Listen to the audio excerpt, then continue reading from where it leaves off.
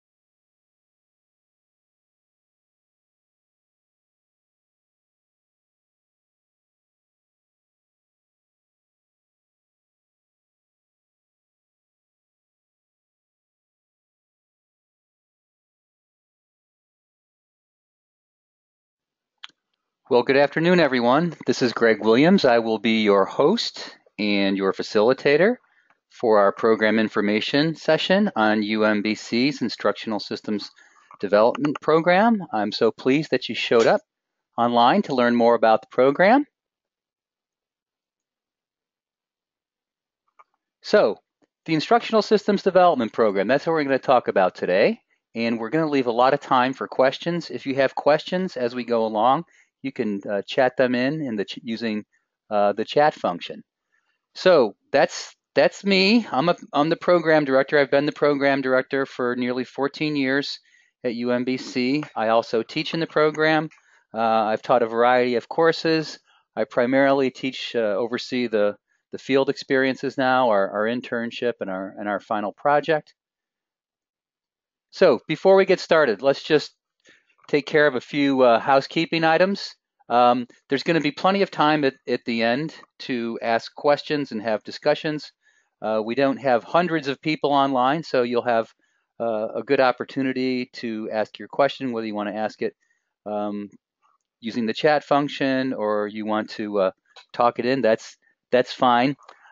Since this is an online platform, there may be problems, occasionally technical problems. What we have found over the years is if you are having issues technically, the best thing to do is to log out and then log back in. That, for some reason, seems to take care of about 99% of the issues. Like I said, if you have questions along the way, you can chat them in, and we will try to address them as practical as possible. So essentially, what I want to do is, make sure that that your answers are being heard. We've kind of gone over most of this, but I will be available after the session if people want to hang out later and talk with me. I'm more than willing to do that. We always try to keep to our time commitments in here. We know that you're busy folks, and we don't want to go over essentially our time limit. Ideally, I try to get the presentation completed in about 20 minutes or so, because usually what I found over the years is people come a lot of times with specific issues or questions, and they want to ask about those. So we want to make sure that your needs are being met. All right, let's talk a little bit about the program here at UMBC and give you a quick, overview. Oops, excuse me. The program is an online applied professional program. And what I mean by that, the program was founded um, nearly 50 years ago by Dr. Marvin Cook, and his intended goal was to provide an applied professional program to help people in the instructional design arena. He envisioned the program was going to be for working adults, and he wanted to provide the flexibility where adults could enter the program and graduate from the program in any given semester. And happy to say that we've retained that flavor many years later. So, why ISD at UMBC? There are other instructional systems, instructional design programs out there, but why at UMBC? Well, here are a few things that we think are important. First of all, our reputation. UMBC is a relative young university. We're only a little over 50 years old, compared to places like Harvard that were founded in 1636. We're just a baby, but we've come pretty far in a very short period of time. Our program is applied. It's hands-on. People in our program, 95% plus probably, are working adults. And we know that you're busy folks, and we know that you like practical things. That's what our students tell us. So our program is a project-based learning program. And what do I mean by that? The vast majority of your courses, you will have projects as your outcomes instead of tests and papers. What do you do with these things? Well, these are the beginnings of your professional portfolio. So students will develop a working portfolio when they're in the program, and the portfolio will have work samples that then you can show to prospective clients or your current employer for a raise. And these are the building blocks of demonstrating your knowledge, skills, abilities, and competencies. So we think that's somewhat unique.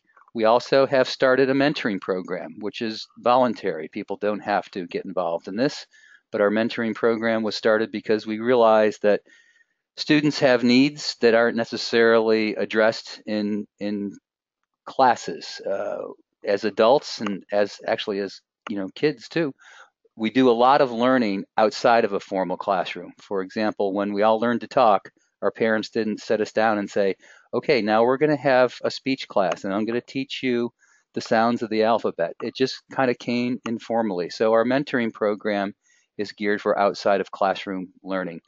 The last thing why we think we're different is almost all of our faculty, with the exception of one full-time faculty, all of our faculty are practitioners in the field.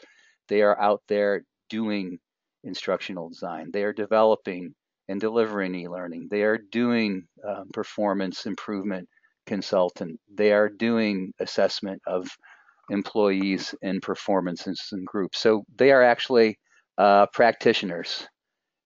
So that's why we think we're different. All right, so our approach.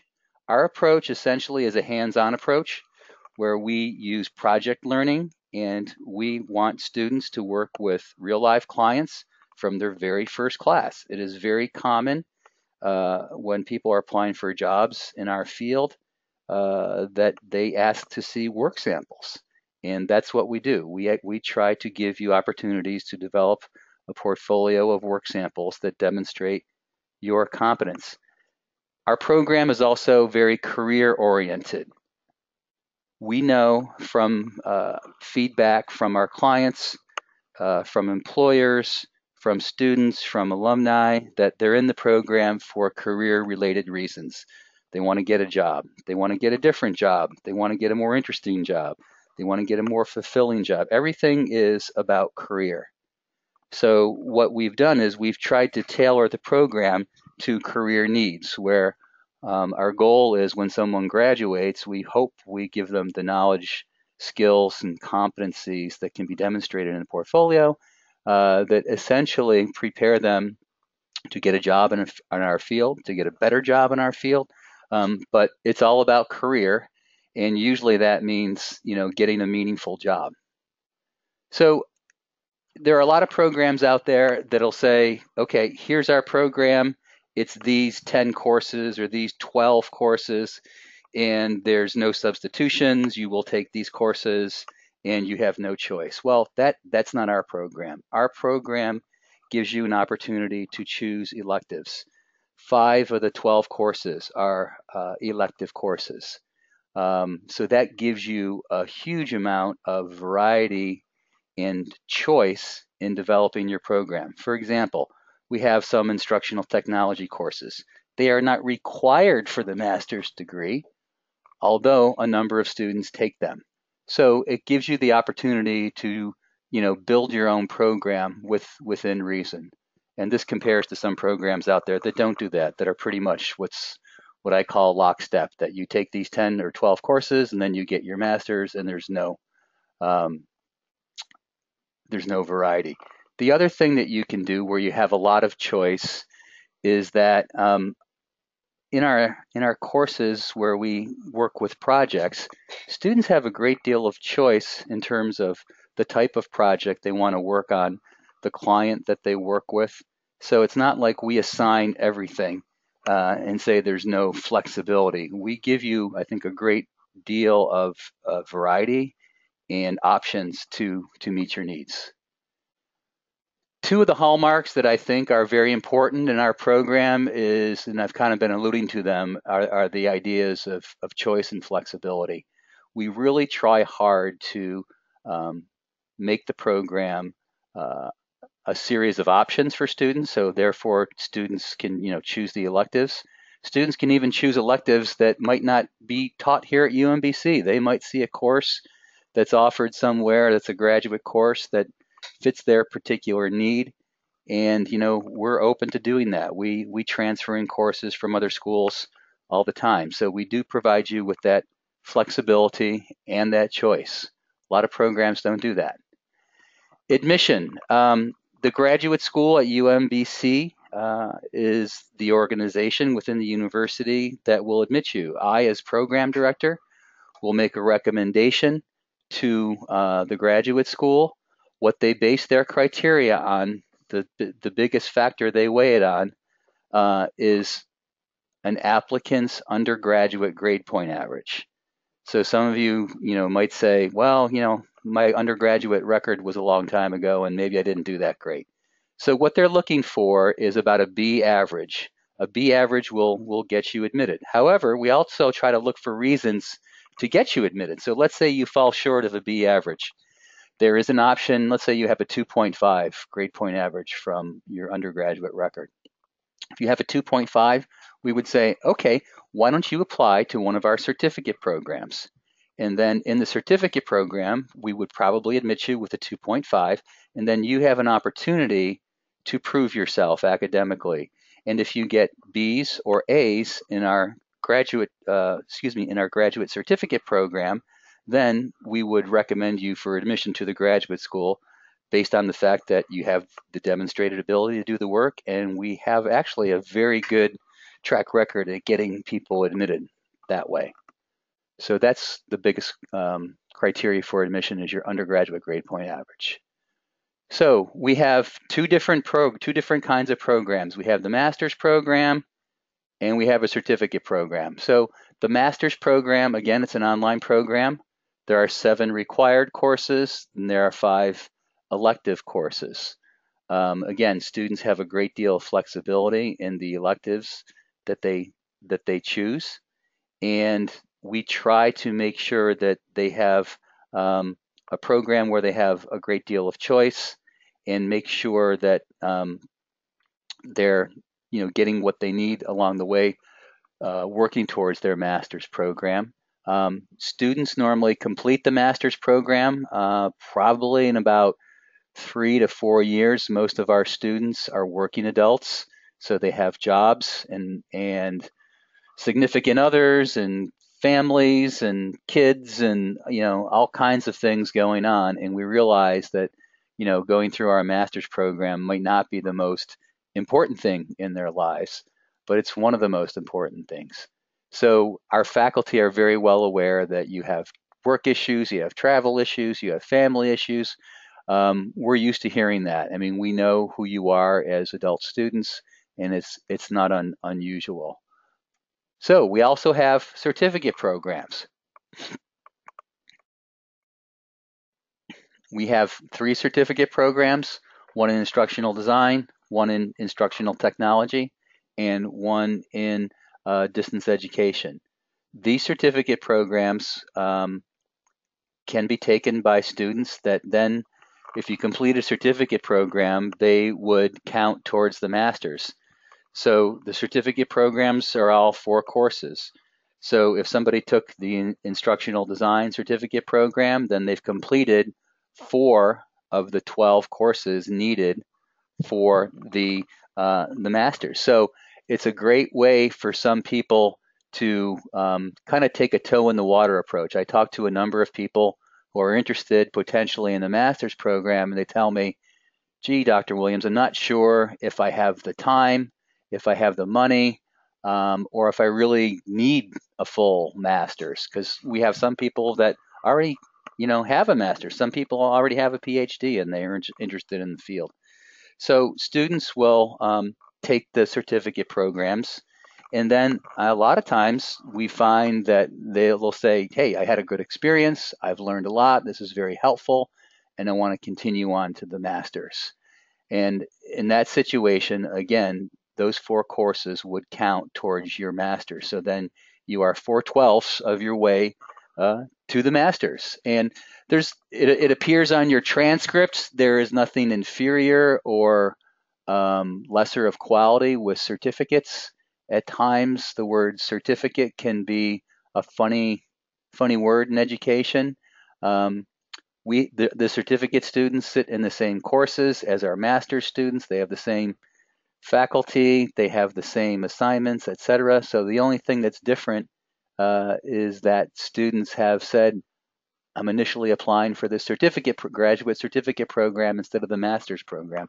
So there's nothing lesser in quality or anything like that. It's simply a credential, and a lot of our students, go beyond the certificates to apply and then have those courses count towards the master's. So one of my favorite cartoons used to be Calvin. Calvin's no longer a current cartoon, but if you can take a moment to read this.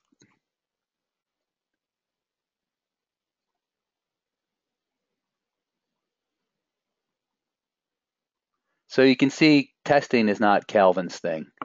And actually, testing is probably not a lot of our favorite things, including mine. Testing is one form of assessment. It certainly is not the only form of assessment. This is Dr. Thiagi, my colleague, Dr. Thiagi, who's spoken here a number of times, and he is a consultant in our field. He used to be a professor at the University of Indiana. Very interesting and brilliant guy. And he asked me once a very interesting question. He said, Greg, do you take tests at work? And I had to think about it for about 2 seconds. And I said, no, I've never taken a test at work. And he said, precisely. So why do we have students take tests to prove what they can do? And he brings up a very good point, because we don't take tests for the most part. There are no tests, in our program. We use project-based learning, where essentially you get a project assigned to you. You have a great deal of choice in terms of what sort of project you use and you utilize, and the organization. So we give you the framework for the project, and then you have a lot of choices in terms of what that project actually looks like. And then these projects that you complete, those are the ones that can fit into your student portfolio as work samples. So we think this hands-on approach is very good, because we focus on projects that you would have to do in real life if you were working in the field as a trainer, as an instructional designer, as an e-learning developer, as a learning project manager. So we think it's a smart approach. We also have a couple of field experiences.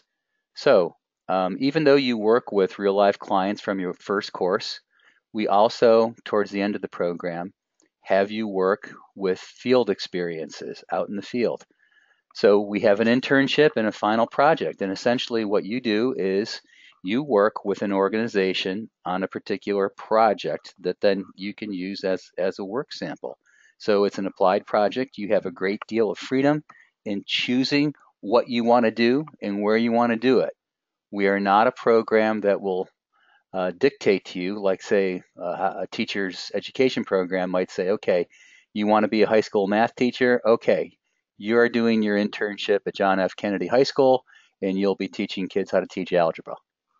Well, what if you have no interest in John F. Kennedy High School? What if you have no interest in teaching algebra, but you want to teach geometry or whatever it might be? So that's where our field experience comes in. We give you a huge amount of freedom to work at a number of different organizations.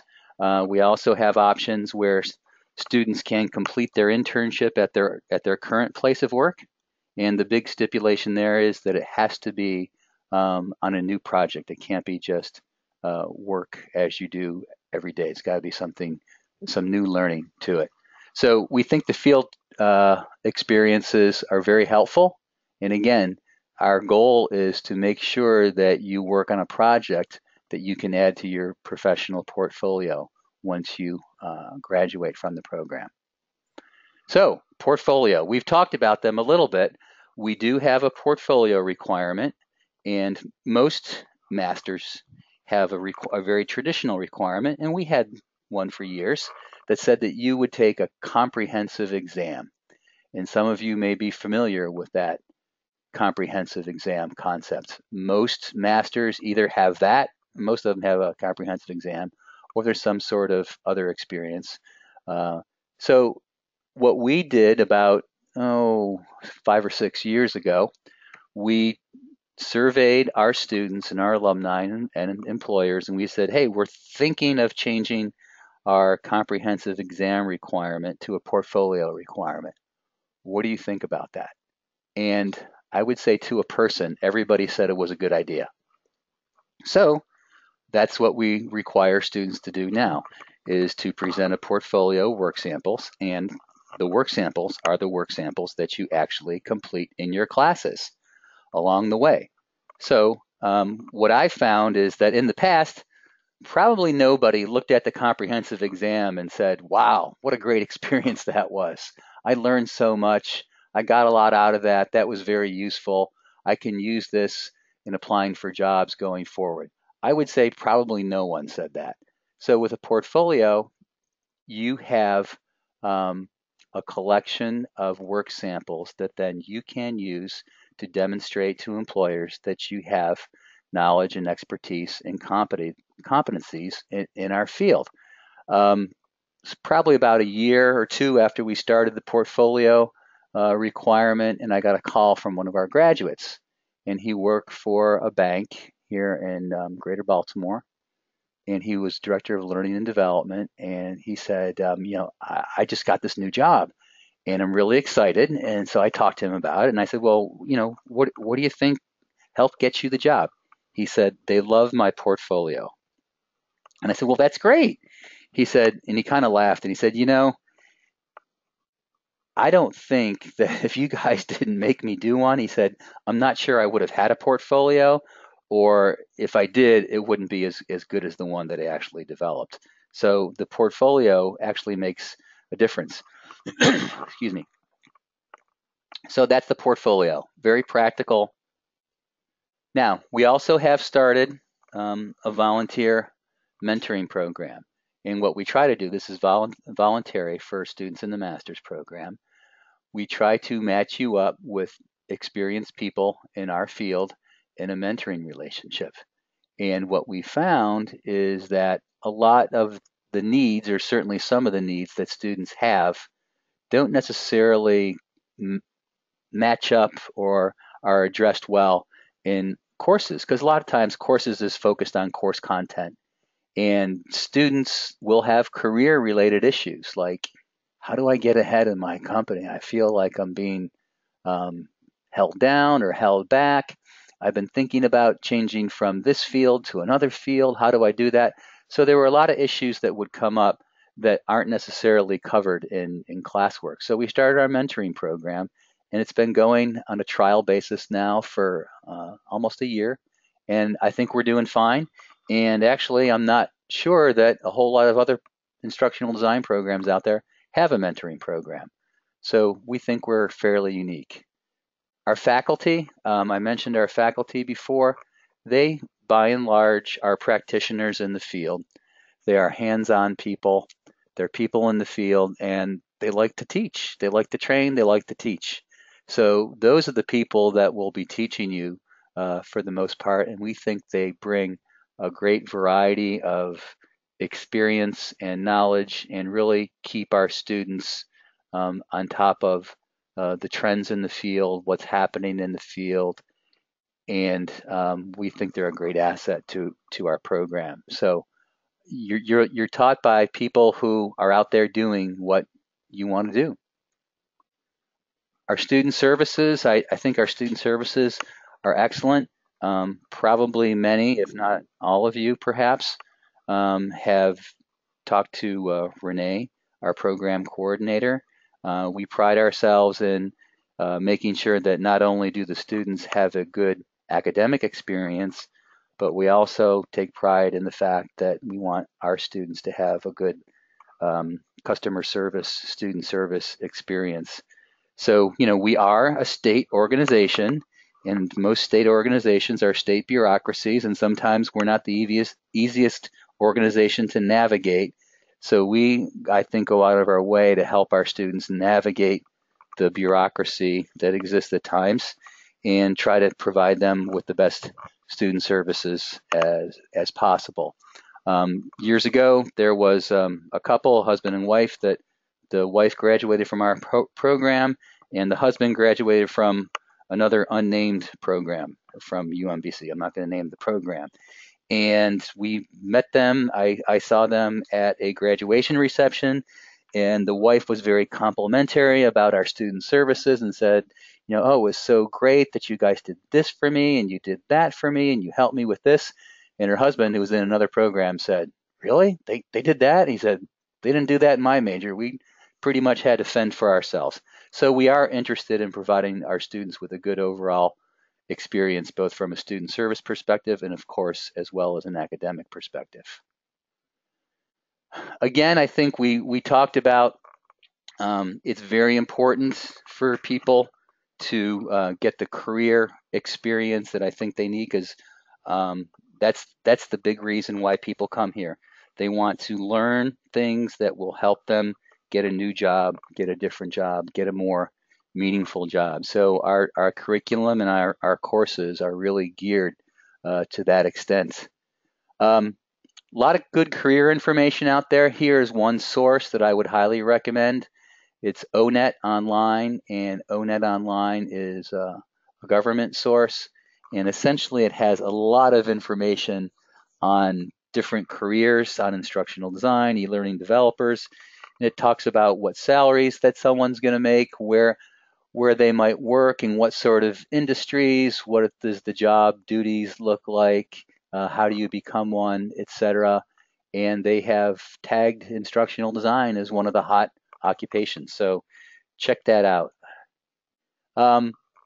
If you do decide to apply, we do have a situation where we can waive your application fee. So here's how you do it. If you go to our website and you hit the apply now, which you see circled there, and then you go down to the graduate degree application, and then you put in right here, Renee, you might have to help me with the code. I thought I updated this.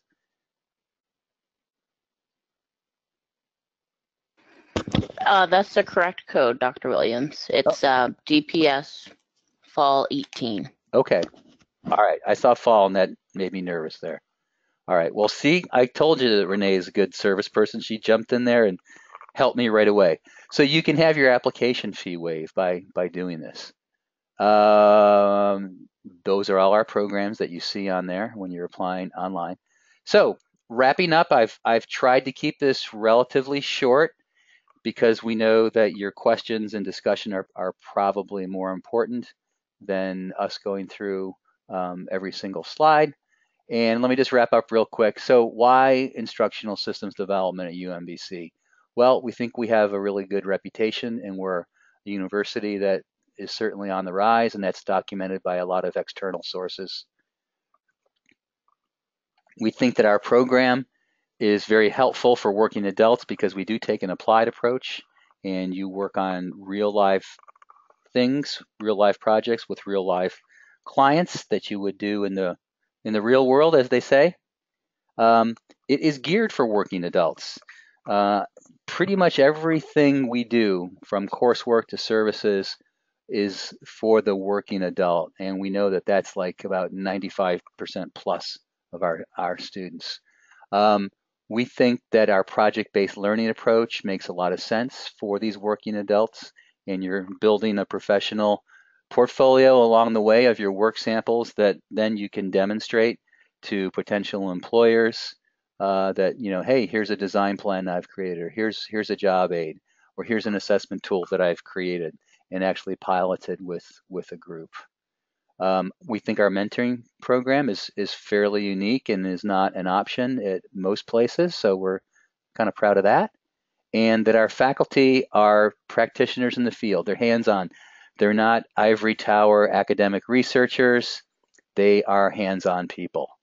So that's the end of the formal presentation, and what I want to do now is open it up to questions and discussion. Renee, can you unmute people in case they want to ask questions?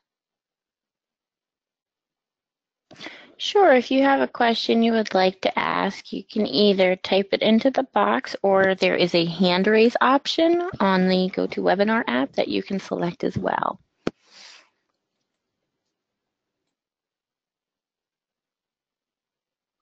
Okay, this is the participation portion of the program. See, Rosalind has a question. Hi, Rosalind. Can you hear me? Kind of, yeah. Okay. My question is, when you're in the certificate program, are you creating a portfolio? Yes, absolutely. Right. Graduating from the certificate program, the portfolio is not requirement, but you are actually creating work samples, projects that you could put in a portfolio. And let me be clear, students had portfolios long before we had the requirement, but not all students had portfolios, or not all students had kind of well thought out portfolios. So yes, you will have portfolios. You can develop a portfolio in the certificate program, although it's not formally required to present one for us to evaluate. Does that answer Thank the you. question? Okay, great. Sure. Looks like Nelson has his hand raised.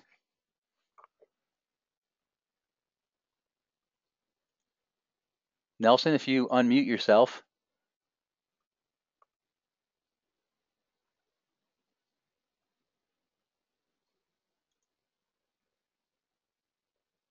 Okay, I'm not sure. I'm not hearing you, Nelson. It says attendee is self-muted, so that means you muted yourself. If you unmute your microphone, it's the little red circle. All right, well.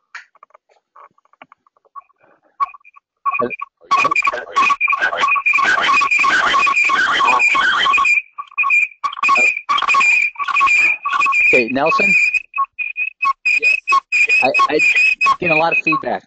Okay, Nelson, I just getting a lot of feedback from you. Could you just maybe, chat your question in, or in the question?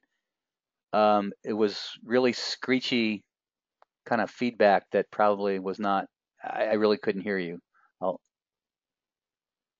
If you want to chat your question in, that would be fine.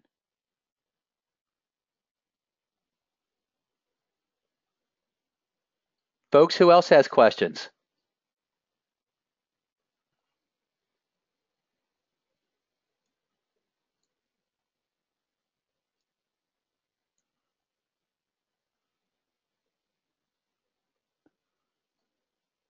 You're totally clear on everything. Wow, this is a sharp group. All right, I see. All right, so Nelson has chatted in his question. Interested in certificate, get jobs in e-learning, online teaching. Will this benefit me to take distance learning or instructional technology? Okay. one of the questions people usually ask me, and this is kind of a variation of that, is, if I take the certificate, will this get me a job? Our instructional technology certificate program is a hands-on program where we use software, hands-on authoring tool software that you can use to create multimedia presentations. And we think that it's a good approach. Now, it's only, the hands-on instructional technology courses, there's 3 courses. We have you take the Intro to ISD, and then an overview of instructional technology, and then design and development, and then a technology management course. So, some people come in very skilled already, and their ceiling probably is lower than some people that come in and know nothing, and we have some of those people too. So, let's see, I'm reading Janet's, hang on here, trying to open up my chat thing a little bit more. Dr. Williams, I went ahead and unmuted Janet. Janet, if you have a question, you can go ahead and ask that one now. Okay. Hi, Janet.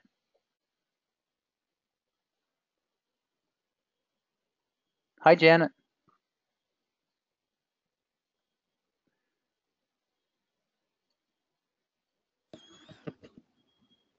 Janet, you're unmuted if you would like to ask your question.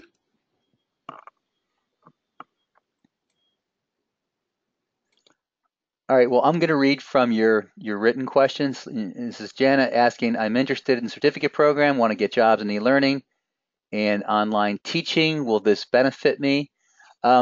It probably won't help you as much in online teaching, because what you'll learn in the instructional technology courses will be how to create multimedia productions using softwares like Adobe Captivate, and hopefully we're going to add Articulate Storyline in the future. So it will help you create e-learning multimedia presentations. We do have coursework in how to teach online in the online classroom. That's part of the distance education program. So I hope that answers. I see Nelson asking the question, where do the portfolios work done? Not sure I understand that. Essentially, the portfolios are created by you using the projects that you have created in your classes. And when you submit them for graduation, you kind of submit them in a bundle, and we have just certain requirements about how they're going to be organized and so forth. But you'll basically develop the portfolios by completing the projects that are in your classes. Those will be the actual samples. All right, I see Janet's asking another question here. My background is in workforce development and training, have an MS in education. Most of the jobs I want require learning management experience or some type of instructional technology. We do have, of course, the instructional technology program where you learn hands-on authoring tools. We don't really talk a lot about learning management systems, like managing a learning management system such as Blackboard. We use Blackboard, which is fairly common in higher education, but we don't actually have a course in a learning management system, if that's what you're asking. Probably the hands-on instructional technology would be the one that would more fit your needs. Okay. So I hopefully answered your questions, Janet.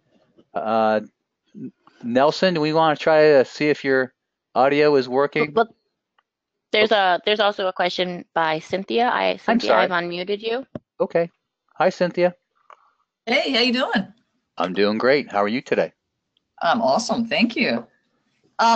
This overview has been really, really helpful. I actually went to UMBC a long time ago, and just love my experience there. I actually have 2 masters already, and the one I wrote about was in organizational development.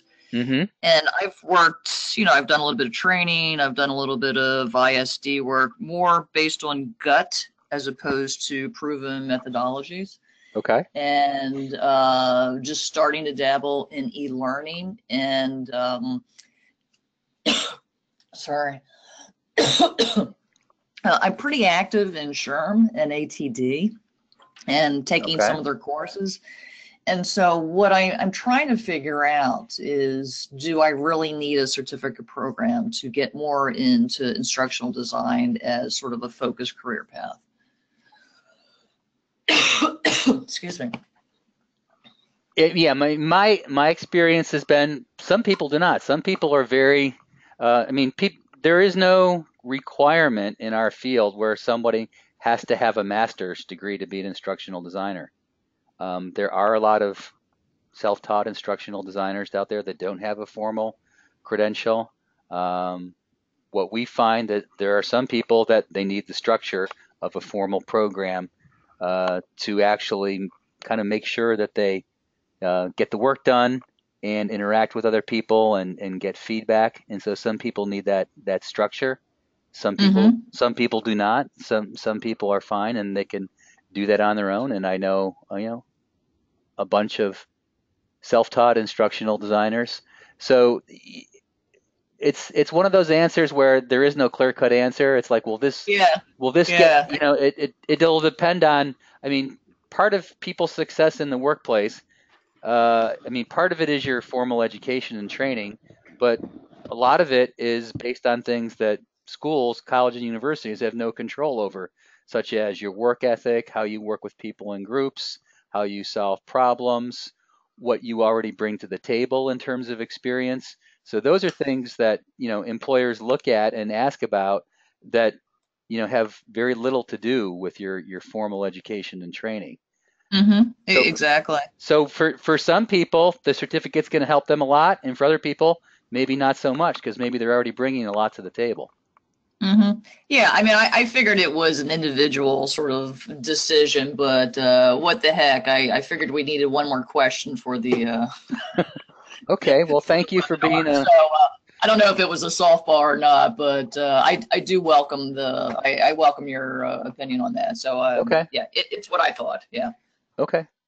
I would love though sometime just to give you a call and talk a little bit more offline on that, or just swing Sure. by and chat more. Just things that are specific to my circumstances. Feel free to give me a call, 443-543-5447. Sounds great. Thank you. Appreciate it.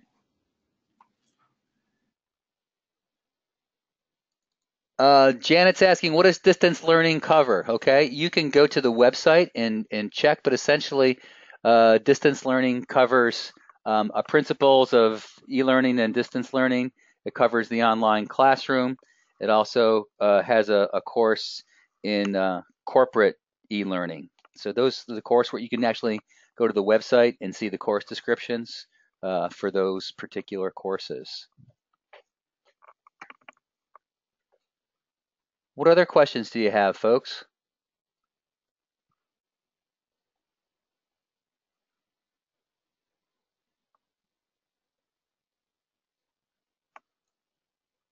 Nelson, I'm not sure if we fully answered your question because I know you had some technical problems with the audio. And can you hear me?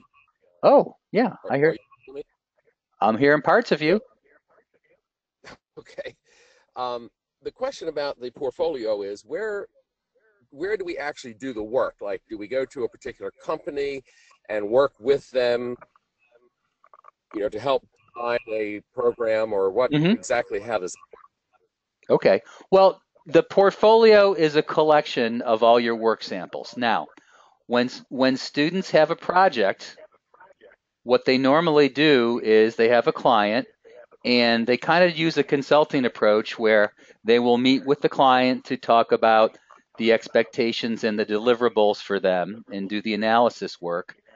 And then where they actually do the work, once they agree on the deliverables, where they actually do the work in our field, in a way, is irrelevant. They can do it at home. They can do it in a library. They can do it on a beach. They can do it at the client site. Usually the clients don't care where you do the work. You will have to talk with them occasionally and perhaps meet with them.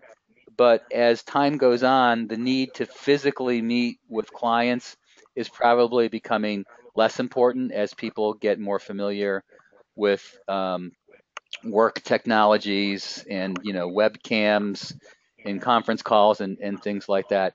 So the work can take place anywhere. Very good. That answers my question, and I do appreciate having this program today. All right. Well, very good. Thanks for joining us.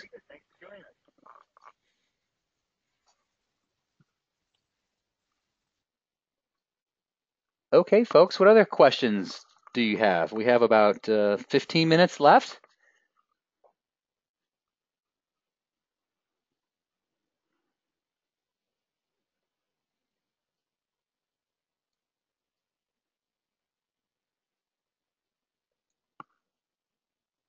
Nobody has any further questions? I'd be happy to stay on here, and if people want to, if they have to move on to other things, we understand. But I will stay on the webinar if or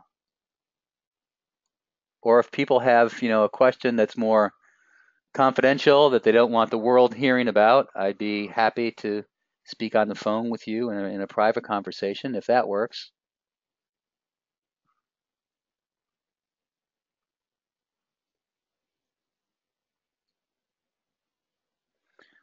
All right, I see some people are starting to move on to other things, and that's fine.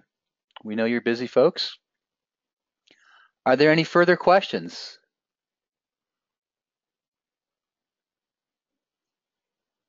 All right, well, if there's no further questions, I want to thank you all for attending. Thanks for spending about an hour of your valuable time with us. If you do have any questions, feel free to give me a call. There is my email and my telephone. That phone rings right on my desk and I answer it myself. So if you have any questions, I'd be happy to speak with you. Or if you want to email me, you've got my email there, gregw@umbc.edu. Well, thank you very much, folks. Appreciate your time. Have a great day. Bye-bye.